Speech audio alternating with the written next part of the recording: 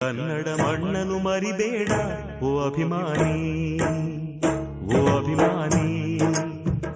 ಈ ಮಣ್ಣಿನ ಹೆಣ್ಣನು ಜರಿಬೇಡ ಓ ಅಭಿಮಾನಿ, ಓ ಅಭಿಮಾನಿ.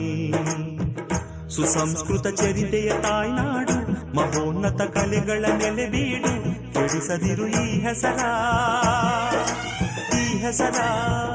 ಈ ಕನ್ನಡ ಮಣ್ಣನು ಮರಿಬೇಡ ಓ ಅಭಿಮಾನಿ.